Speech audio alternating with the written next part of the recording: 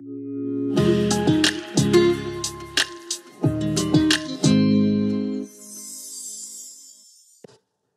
bien, bonjour à chacun. C'est bon d'être ici. C'est un peu stressant, par contre. C'est toujours un petit peu stressant. Alors, je suis un jeune père de l'Assemblée et ça serait mieux que je sois un jeune père, même quelqu'un qui n'a pas d'enfant encore, parce que je pourrais parler librement de ce que Dieu nous appelle à faire sans fardeau. Malheureusement, eh bien, j'ai eu des enfants, j'ai encore des enfants. Vous trouvez ça drôle, vous autres, là? Hein? Et il y a eu des joies, des défis. Alors, quand je m'adresse à vous, je suis conscient qu'il y a différentes situations qui peuvent peser sur votre cœur. Pour le mien, j'ai une joie d'avoir été père. Et j'ai encore des défis, encore des choses à réparer, à corriger. Mais c'est quand même une joie d'être père. Alors, peut-être avant de commencer, on va se courber. Seigneur Dieu, je te demande que tu sois avec moi, que tu sois avec chacune des personnes ici présentes, qu'on puisse venir à toi en toute confiance, que tu es un Dieu qui est rempli de grâce. Et que chacun de nous, Seigneur, on a besoin de venir à toi et de t'implorer pour que tu nous accompagnes dans les choses que tu mets devant nous.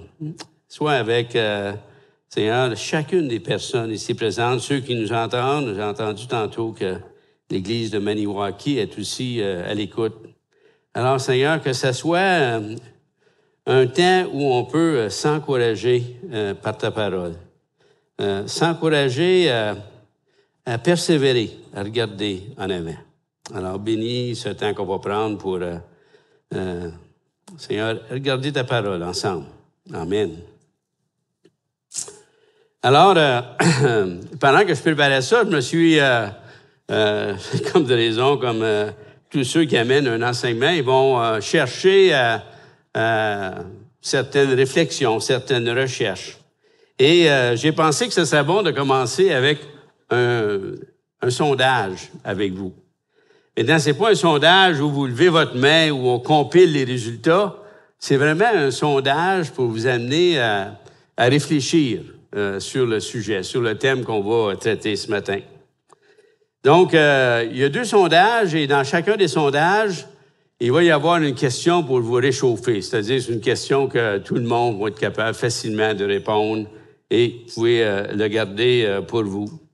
Alors, la première série de questions dans le sondage, est-ce que tu as un père? Eh bien, chacun de nous, on a un père. Il y en a qui sont biologiques. Il y en a qui sont des pères spirituels. Il y en a qui ont été des pères adoptifs.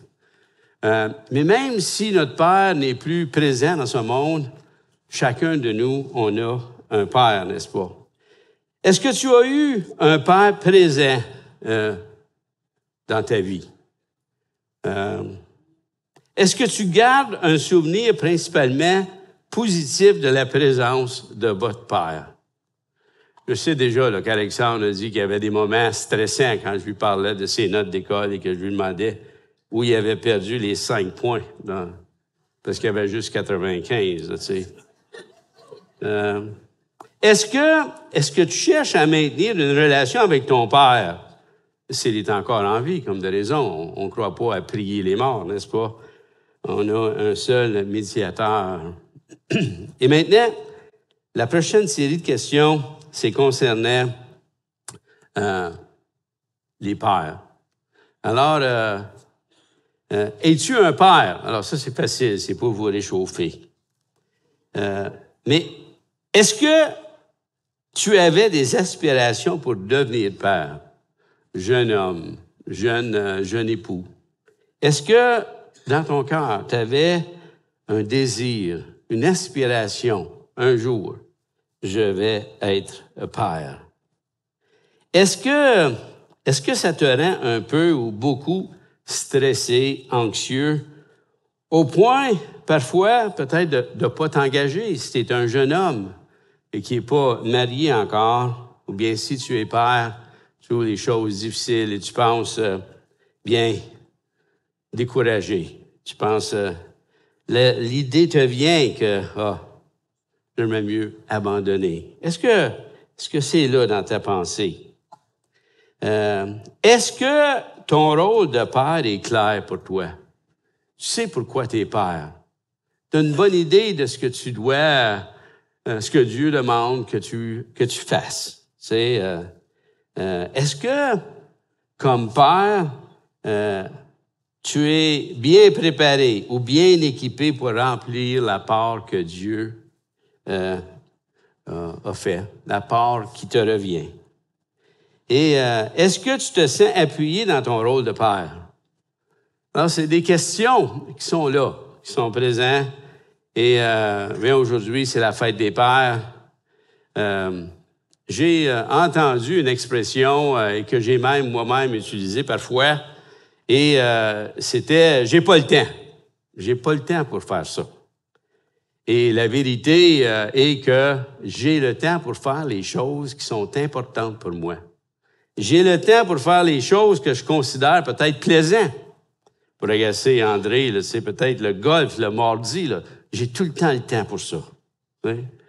Et alors, qu'est-ce qui m'amène, moi, Gilles, ou vous, à prioriser sur ce qui est important? Vous savez, il y a des enfants, il y a des ados ici. Eh bien, vous êtes enfant jusqu'à 11 ans. Ensuite, vous devenez un ado. Vous êtes un ado jusqu'à, je dirais jusqu'à 19 ans. C'est, en anglais, ils disent 19. Puis, ça prend fin. Si vous êtes un menuisier, eh bien, vous êtes un apprenti, un compagnon peut-être, un superviseur, un surintendant, peut-être même un entrepreneur. Mais un jour, ça va prendre fin. Moi, j'ai travaillé pour la fonction publique, pour la Société canadienne d'hypothèques et de logement, pour R&R, pour Post Canada, pour CGI. J'ai été pasteur rémunéré pour un temps, coordinateur au niveau de l'association, professeur à Sembec, mais toutes ces choses-là prennent fin. Il y a un temps où ça prend fin. Mais notre rôle de père ne prend jamais fin. Et certainement pas avant la mort, même si les circonstances de la vie ont amené qu'un enfant, par la maladie, par d'autres situations, ne soit plus avec toi, eh bien, ton statut de père demeure. C'est pas vrai pour la situation d'époux. La Bible nous dit que dans l'au-delà, on n'est pas époux, épouse. Mais je pense qu'on demeure père, même dans l'au-delà, pas avec les mêmes responsabilités. Je prendrai beaucoup de temps pour pas beaucoup de temps pour me préparer pour quelque chose qui va durer 1 heure puis qui n'a pas tellement d'importance. Mais pour quelque chose qui va durer toute ma vie, il me semble que là, je veux m'investir. Je veux bien le faire. Je veux comprendre qu'est-ce qu'on demande de moi. Et donc, aujourd'hui, les jeunes hommes, les jeunes pères, les pères plus âgés, eh bien, vous voulez, c'est une situation de vie qui va durer pour toujours et vous voulez être capable de bien le faire. Après une journée de travail, je me souviens que mon père aimait s'asseoir et regarder le travail qu'il avait accompli. Puis il disait, on a accompli pas mal de choses. Eh bien, à la création, Dieu fait un peu la même chose, n'est-ce pas? Après chaque jour, il dit, c'est bien. Eh bien, à mesure que j'avance, je veux être capable de regarder en arrière et dire, savez-vous, mon rôle de père s'améliore. Et à la fin de mes jours, je vais être capable de dire, mais Dieu m'a fait grâce. Et il m'a aidé. avec mon rôle de père. Et aujourd'hui, je laisse cette planète, quand Dieu le voudra, comme on a chanté, avec un sentiment de satisfaction, de joie dans le rôle de père que moi j'ai eu. Et je suis certain que c'est la même chose avec vous. On est en 2024. Il y a un monologue que Yvon Deschamps a fait. Et le monologue d'Yvon Deschamps, c'était le syndicat, qu'est-ce que ça donne? Eh bien, après avoir vu la pièce de théâtre, les fabriqueuses d'allumettes hier après-midi, il y avait une grande nécessité pour les syndicats. Celui qui jouait le patronat, là, il était vraiment une preuve que les syndicats étaient nécessaires. Mais il nous a laissé aussi cette expression-là, québécoise, que j'aime, et je l'ai appliquée. Être père, qu'est-ce que ça donne? Tu sais? Et la société, elle nous donne pas un sentiment que c'est bien important, je vous dirais. Depuis les derniers 40, 50 ans, on a essayé toutes sortes de choses au niveau de la famille, au niveau de relations, au niveau de couple, au niveau de parents. Mais si on regarde les résultats aujourd'hui au niveau de la famille, au niveau du père, eh bien, c'est pas tellement élogieux. Et cette même société-là qui nous a encouragés à essayer toutes sortes de choses, eh bien, ils accumulent des statistiques qui démontrent qu'il y a des problèmes. On a des choses à corriger. Et je vous dirais que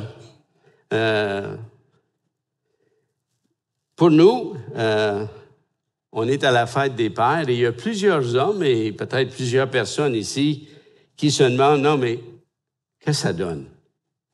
Et qui se demandent, est-ce que c'est utile que je remplisse le rôle de père? Mais malgré le découragement, la déception qu'ils peuvent avoir, dans le fin fond de chacun de nous, les hommes, les pères, on sait que le rôle de père est important. Et malgré ce que la société puisse en dire, toutes les statistiques qui démontrent que ça va pas tellement bien, je dois dire que l'instinct que Dieu nous a donné concernant l'importance du rôle du père est juste. Le père a une importance dans la vie de nos enfants. Alors, plusieurs, peut-être, vont dire en ce moment, c'est bien beau, c'est des belles paroles, mais moi, j'ai passé la nuit avec mon enfant de 2 ans qui n'a pas dormi. Ou bien, vous vivez un temps difficile avec un ado. Même, il y en a qui vont dire, plus que difficile, là, ça va vraiment mal. Ou bien, que vous êtes un peu déçu quand vous regardez le rôle que vous avez joué, l'influence que vous avez eue, puis vous êtes un petit peu déçu de tout cela. Eh bien, comme je vous ai dit, je suis un père et prêcher sur le rôle du père à mon âge, ça peut être un peu stressant. Parce que tout ce que je vais vous dire, j'ai probablement 3 enfants dans la salle qui disent « pas fort ». Ils sont en train de m'évaluer là, en ce moment là, sur ce que je vais dire. Les priorités, est-ce que tu as mis tes priorités à la bonne place pendant les années, là, je dirais, là, tu sais, 90 à 2000, là. Alors, et je regarde tout cela et je dis,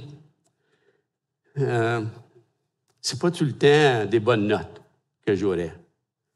Mais je pense à l'apôtre Paul qui, dans Philippiens, en réalité, il regarde son ministère, puis il dit au chapitre 3, verset 13, « Frères et sœurs, je n'estime pas même être moi-même déjà emparé de tout ce que je dois faire.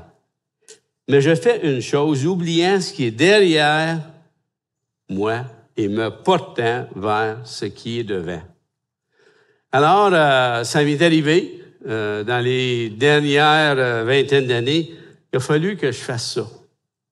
Et un peu comme l'apôtre Paul, j'ai dit, non, moi, j'arrête pas là. Moi, je m'en vais en avant. La semaine passée, Norman nous a parlé de l'importance de la parole de Dieu, de la richesse de la parole de Dieu. Il nous a prêché sur le psaume 19 et le verset 9 dit « Les décrets de l'Éternel sont droits. Ils réjouissent le cœur. Les commandements de l'Éternel sont clairs. Ils éclairent la vue. » Eh bien, et au verset 12, ça dit « Ton serviteur aussi est éclairé par eux. Pour celui qui les respecte, la récompense est grande. » C'est des passages encourageants. Ça nous rappelle l'importance des préceptes, des décrets de Dieu. Et j'aimerais qu'on examine ce que la Bible dit. Et je crois que, contrairement à ce que notre société peut bien penser d'être père, d'avoir des enfants, la Bible dit complètement autre chose. Loin d'être un fardeau écrasant, peut-être vu comme une punition pour certains, la Bible dit que les enfants sont un cadeau de Dieu. Et on le voit à maintes reprises, dans Genèse, dans Ruth, dans 1 Samuel. Ils sont un héritage, une récompense de l'Éternel.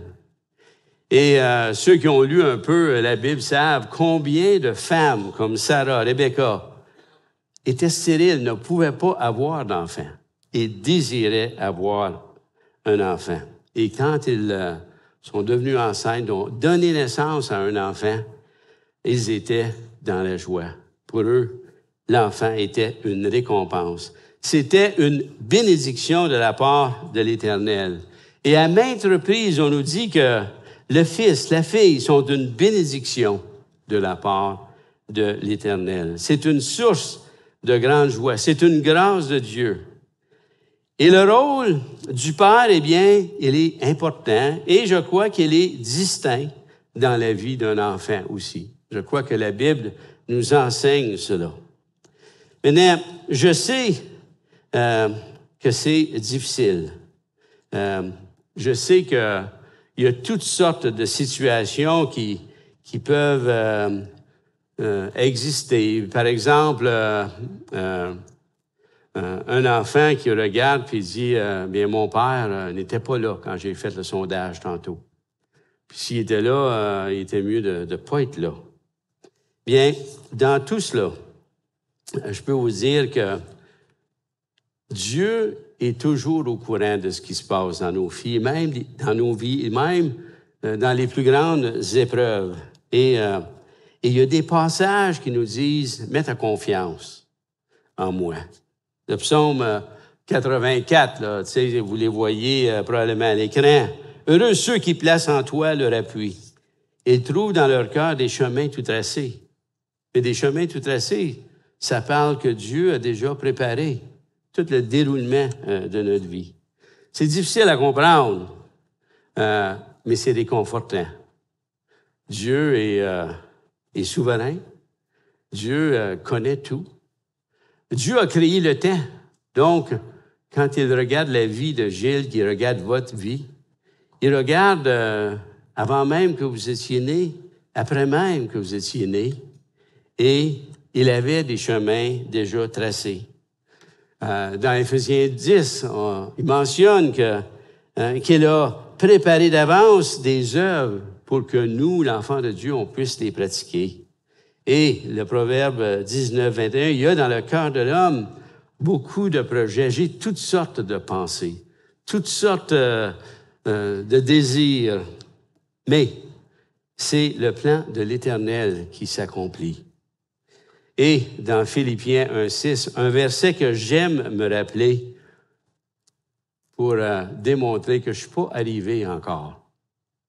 Non, je suis né pendant 33 ans de ma vie, j'ai marché indépendamment, rebelle même à Dieu, puis il est venu me chercher à 33 ans.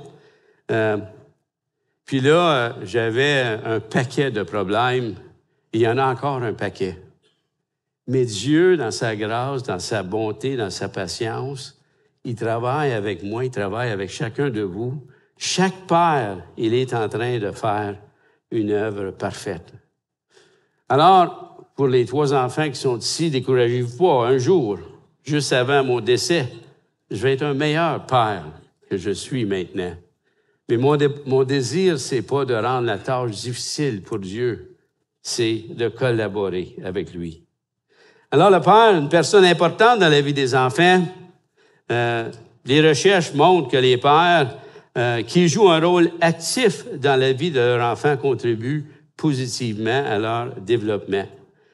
Comme j'ai dit, les statistiques concernant les enfants sans père sont ahurissantes. Il y a un film sur Netflix qui s'appelle « Show Me the Father », qui a été fait par le même groupe qui ont fait différents films chrétiens. Je vous encourage d'aller le voir. Et la personne donne des statistiques qui sont décourageantes sur les familles qui n'ont pas un père présent. Comme j'ai dit, il y a plusieurs versets qui parlent, dans les Proverbes surtout, du Père, du Fils, de la Mère. J'ai vu un verset dans Proverbes 17, verset 6, et la deuxième partie dit « Les pères sont la gloire de leurs enfants. » Les pères sont la gloire de leurs enfants. Bien, je sais là, que jusqu'à l'adolescence, l'enfant regarde son père, puis c'est un Superman. Il peut tout. Il est plus fort que tous les autres pères. Mais même quand l'enfant grandit, même quand il arrive adulte, il y a dans le cœur de l'enfant le désir, la soif d'être fier de son père. Alors, qu'on ne travaille pas contre cela. Dans Ecclésiaste, ça dit qu'il a mis dans le cœur de l'homme la pensée de l'éternité. Mais il a mis dans le cœur de l'enfant ce désir glorifier son père. Maintenant, qu'est-ce qu'un père? J'aimerais qu'on commence en se rappelant qu'est-ce qu'un chrétien? Et vous avez sur la diapositive, c'est avant d'être un père, je suis un enfant de Dieu, je suis chrétien. Et qu'est-ce qu'on demande d'un chrétien? Eh bien, c'est quelqu'un qui accepte le rôle et la responsabilité de transmettre le caractère, la personne et les desseins de Dieu à travers lui aux personnes avec qui il entre en contact. Il ne me demande pas de transmettre quoi que ce soit à la personne que je ne rencontrerai jamais. Mais ceux au travail, mes voisins, ceux dans la rue qui me retardent sur le chemin, eh bien, il veut que je reconnaisse, moi, je suis un enfant de Dieu. Et je dois transmettre pas le caractère mauvais de Gilles, colérique, mais le caractère, la personne et les desseins que Dieu a pour cette personne-là. Et heureusement, Dieu a mis des gens autour de moi pour graduellement m'amener à être de mieux en mieux. La Bible dit dans Éphésiens, amener à la stature parfaite de Christ. Je sais là, que je ne suis pas là encore. Mais c'est le cheminement. Un chrétien, c'est quelqu'un qui aime le Seigneur, son Dieu, de tout son cœur, de toute son âme et de toute sa pensée, et qui aime son prochain comme soi-même. Ça, c'est la définition du chrétien. Mais quand je deviens père, je dois au minimum agir comme un enfant de Dieu, comme un chrétien. Et donc, un père, c'est quelqu'un qui accepte le rôle et la responsabilité de transmettre le caractère, la personne, les desseins de Dieu à travers lui et sa progéniture. C'est notre rôle. Et nos enfants sont là constamment. Et à un moment donné, on m'a demandé d'aller parler à un regroupement de l'homme de parole. Et le sujet, c'était quel héritage veux-tu laisser à tes enfants? Puis, écoutez, là, cette deuxième partie qui dit qui est ton père, c'est qui je suis dans ma maison quand la porte est fermée. Quelle sorte d'homme est-ce que je suis? Est-ce que mon comportement reflète à ceux qui sont là presque 24 heures par jour, 7 jours semaine, est-ce qu'ils me voient transmettre le caractère, la personne de Dieu Certainement pas parfaitement. Certainement pas parfaitement. Mais c'est quand même l'objectif que Dieu nous donne. Et c'est un Père qui aime le Seigneur, qui aime son Dieu de tout son cœur, de toute son âme, de toute sa pensée. Et son prochain comme soi-même. Est-ce que mon épouse et mes enfants font partie de mon prochain, vous pensez? Oui. Et je pense que oui. Donc, si je comprends ce que je suis comme enfant de Dieu sur le côté gauche de la diapositive, ça doit affecter comment je considère ce que c'est être un père chrétien dans ma famille. Eh bien, le rôle important, je vous dirais, d'un père, et j'ai combattu avec cette idée-là parce que c'est un concept que notre société, même moi, on n'aime pas beaucoup. Et c'est cette notion que le père est le chef du foyer. Eh bien, je comprends pourquoi que c'est un défi pour notre société d'accepter qu'un des conjoints, que le père, l'homme, ait un rôle comme celui d'un chef. Parce que les chefs, là, et même aujourd'hui, en 2024, on les voit comme des leaders autoritaires, dominateurs, absolus. Ils ne cherchent qu'à être servis. Et je vous dirais que c'est pas nouveau. Même dans le temps de l'Ancien Testament, même pendant le ministère de Jésus, les chefs, les leaders du temps, même les leaders religieux étaient dominateurs, contrôleurs.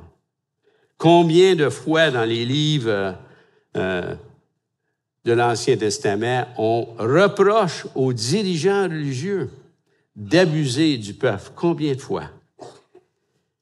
Jésus, pendant son ministère, il y a Jean et Jacques, les fils de Zébédée, qui aimeraient ça être le premier. Alors, ils approchent Jésus, puis Jésus leur répond ceci. Puis il appelle tous ses disciples parce que ça créait une division. Il dit, vous savez que ceux qu'on regarde comme les chefs des nations les tyrannisent et que les grands les dominent. Et le verset 23, il n'en est pas de même au milieu de vous, mais quiconque veut être grand parmi vous, qu'il soit votre serviteur. Quiconque veut être le premier parmi vous, qu'il soit esclave de tous. Jésus savait comment les chefs de son temps étaient. Mais il dit, c'est pas comme ça que vous devez agir. Jacques, quand il voit qu'il y a des gens dans l'Église, dans son épître, il va mentionner au chapitre 2, ne sont-ce pas les riches qui vous oppriment et qui vous traînent devant les tribunaux? Eh bien oui, c'est bien ça. Et encore en 2024, on peut voir ce genre de leader. Et malheureusement, souvent parmi des couples qu'on côtoie, l'attitude du mari, du père. Mais ce n'est pas comme ça que Dieu nous appelle à être. Il nous demande d'être un leader serviteur. Et un leader serviteur dirige complètement différemment. Il dirige comme le Seigneur nous a enseigné, avec amour, à l'image de l'amour de Christ pour son Église. Avec humilité, et regardant les autres au-dessus de lui-même. Dans Philippiens, chapitre 2, on a tout un passage qui parle de l'humilité. Dans 1 Thessaloniciens, chapitre 1, Paul décrit comment il a agi quand il est allé évangéliser les Thessaloniciens. Il dit, « Mais nous avons été pleins de douceur au milieu de vous, de même qu'une nourrice prend un tendre soin de ses enfants. » Donc, je sais que le concept de chef est problématique. mais c'est parce que notre compréhension de ce chef-là est erronée. Être le chef de son foyer concerne des responsabilités que Dieu nous a données. Ça ne concerne pas le pouvoir, le prestige, le rang.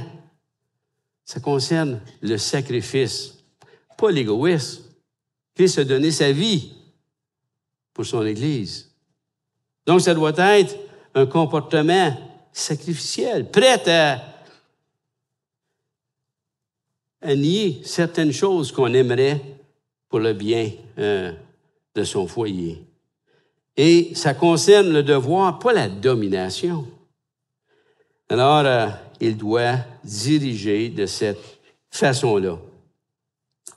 Eh bien, comme je vous ai dit, j'ai lutté avec, est-ce que vraiment Dieu appelle l'homme, le père, à être le chef de son foyer? Et je crois que clairement, la réponse est oui. L'homme, le père, dans son foyer, a le rôle de chef-serviteur, de leader-serviteur. Et j'ai mentionné Éphésiens, j'ai mentionné, tu sais, il y a un Timothée, quand on parle d'élire des anciens, des dirigeants, des pasteurs dans l'Église, on dit qu'ils doivent diriger bien son foyer. Mais il y a aussi, quand ça vient de critiquer de la façon qu'un enfant a été élevé, eh bien, vous savez, nous, quand on va quelque part et qu'on n'est pas content du service, eh bien, qu'est-ce qu'on fait? Est-ce que je peux parler à ton patron? N'est-ce pas? Puis là, on essaye d'aller d'un plateau à l'autre. Et quand que Dieu reprend David pour son fils Adonijah, il reproche que David n'a pas suffisamment repris Adonijah. Il ne dit pas la mère d'Adonijah. Il est allé à celui qui a la responsabilité, là. Et c'est pas le seul qui pouvait le faire, mais David l'a pas fait. Et la même chose pour Élie. Il n'a pas été voir la mère des enfants d'Élie, il est allé voir Élie. Et pour moi, ça démontre clairement que Dieu veut que l'homme reconnaisse qu'il a un rôle de chef. Et même s'il y a des notions qui sont mauvaises dans notre société, dans le passé, Dieu veut quand même qu'on soit, en tant que père, le chef du foyer, le leader, serviteur. Il ne te demande pas de tout faire. Il te demande d'être le chef. Un chef ne fait pas tout. Il y a des gens qui vont l'aider, il va les encourager, il va les équiper. Et je pense qu'il va demander au père cette question. Est-ce que tu élèves tes enfants comme je t'ai demandé de le faire? Ce ne sera pas la seule question qu'il va nous poser. Il y a plusieurs autres questions en tant qu'enfant de Dieu qu'il va nous poser. Certainement, il va dire, as-tu aimé ton épouse comme Christ a aimé l'Église? Il va nous demander là, de rendre compte, un peu comme un serviteur. Mais je crois que c'est important de reconnaître le rôle de chef. Un leader, serviteur avant tout. Il y a toutes sortes de cherchistes qui ont fait des études, qui ont fait des sondages, qui sont arrivés avec des recettes. Des fois, c'était des recettes pour comment est-ce que tu peux faire un délinquant en tant que parent. Puis là, ils te donnent 4 façons là, que tu peux faire pour que tes enfants deviennent des délinquants. Et le même auteur va dire, voici qu'est-ce que tu dois faire pour que ton enfant réussisse bien, que tu l'élèves bien. Et c'est 4, 5 facteurs. Il y en a un il y a 13 conseils à donner. Eh bien, je pense que la Bible donne quand même un enseignement beaucoup plus simple et clair. Et je l'ai mis ici, la façon d'agir dans Éphésiens, chapitre 6, le verset 4.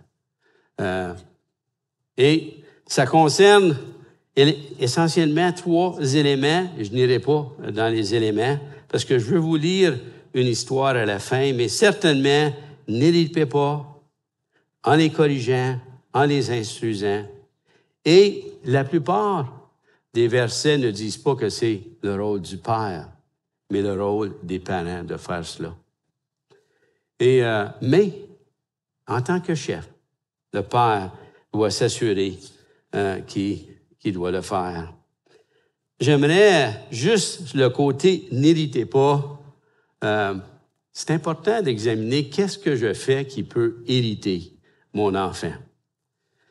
Je pense que Jésus l'a mentionné dans Matthieu 7, dans le Sermon sur la montagne. Il a dit une règle d'or. La règle d'or. Fais aux autres ce que tu veux qu'ils te fassent. Et je pense que ça viendrait pas mal diriger comment on le fait. Mais certainement, comme Spurgeon a dit, former un enfant dans la vie qu'il doit vivre, c'est bien comme parent. Mais veillez à suivre vous-même cette voie.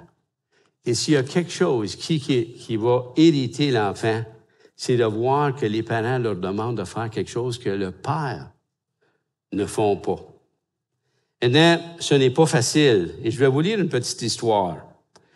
J'ai entendu parler un jour d'un jeune homme qui avait décidé d'être un leader, serviteur au service de sa femme. Un jour, il lui a donné un jour de congé à son épouse. Il a pris leur fils de 3 ans et dans le cadre de ses tâches, il est allé faire les courses pour la famille à l'épicerie du coin. Ils ont parcouru les allées et le petit était dans le chariot. Mais l'heure de la sieste approchait et le petit s'agitait, devenait grincheux et commençait à piquer une crise. Il criait, hurlait, tendait la main pour attraper toutes des choses sur les étages, sachant qu'il y avait des pots, des boîtes et des boîtes de conserve. Est-ce que vous avez déjà été là? Alors, il y avait une dame derrière le père d'un certain âge qui marchait derrière le père. Elle était désireuse d'observer comment il allait s'y prendre avec le petit schnappant fatigué. Elle était étonnée de voir que le père restait assez calme. De temps en temps, elle l'entendait dire des choses comme « Pierrot, calme-toi. Pierrot, ne fais pas ça.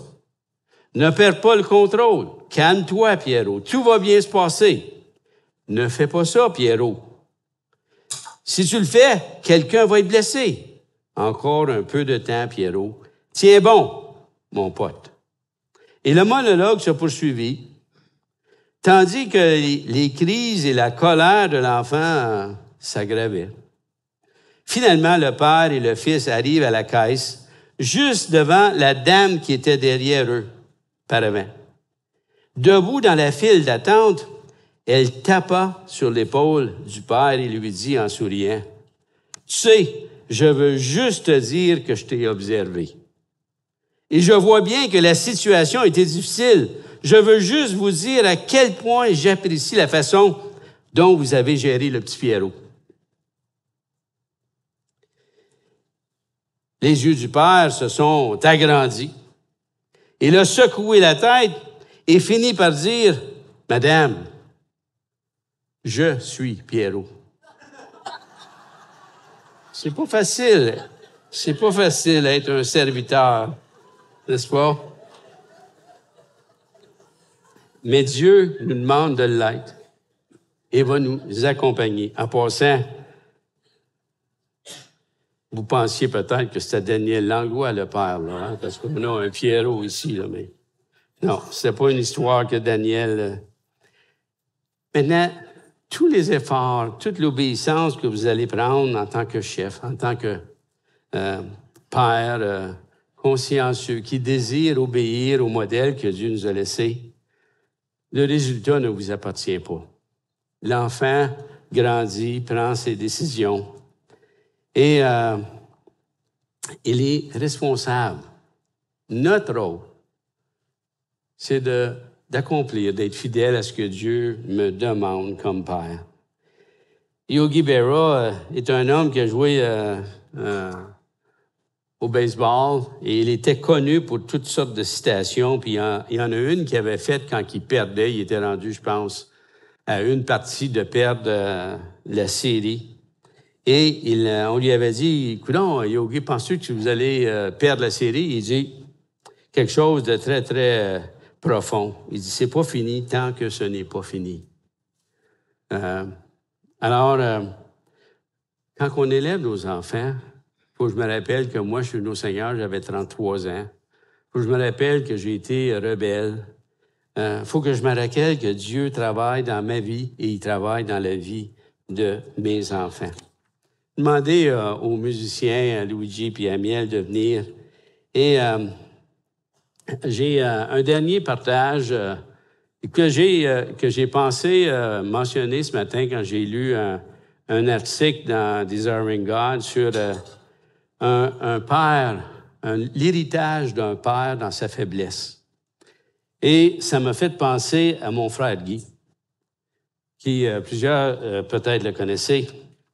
Mon frère a été atteint de la sclérose en plaques à 25 ans. Il a été en chaise roulante probablement à l'entour de 40-45 ans. Et les derniers 3-4 ans de sa vie, il était couché à Saint-Vincent-de-Paul et il ne pouvait pas bouger aucun membre sauf sa tête. Et il n'y avait même pas suffisamment de force pour communiquer. Il fallait qu'on lui suggère des mots parfois.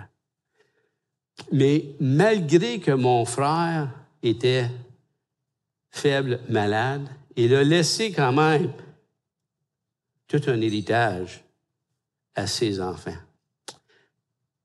Et moi, je vous dis, indépendamment de ce qui s'est passé avant, regardez ce qui est en avant et cherchez à laisser un héritage pour vos enfants.